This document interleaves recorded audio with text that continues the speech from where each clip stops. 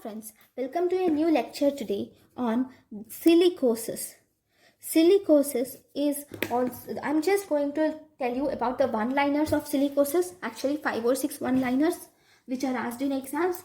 Okay, this silicosis is called as grinder's disease, or we also can call them as miner's disease, grinder's disease or miner's disease. These silicosis are, what is the most common silicostic material resulting in this silicosis? Silica containing material resulting in this silicosis. Quartz is the most common silica containing material which is resulting in silicosis, and this is seen with, identified with polarizing microscopy. Then this silicosis results in nodular fibrosis.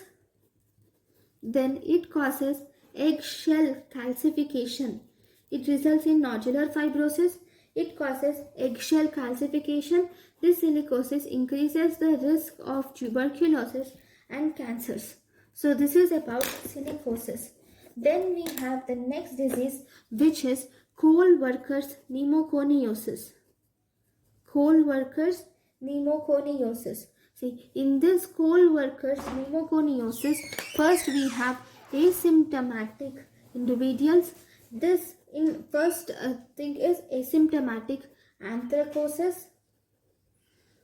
Then we have simple coal workers pneumoconiosis, and we also have complex coal workers pneumoconiosis. We have simple coal workers pneumoconiosis, and we also have complex coal workers pneumoconiosis. There is two important one-liner syndromes, named syndromes. We have something called as Kaplan syndrome, and we also have Erasmus syndrome. What does Kaplan syndrome mean?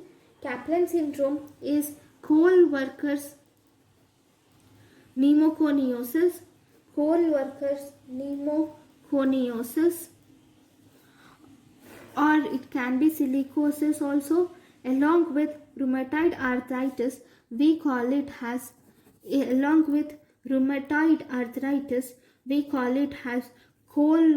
Kaplan syndrome. Then we have Erasmus syndrome. This Erasmus syndrome includes if pneumoconiosis is associated with scleroderma, then we can call this as Erasmus syndrome. Thank you guys for watching my lecture. Thank you.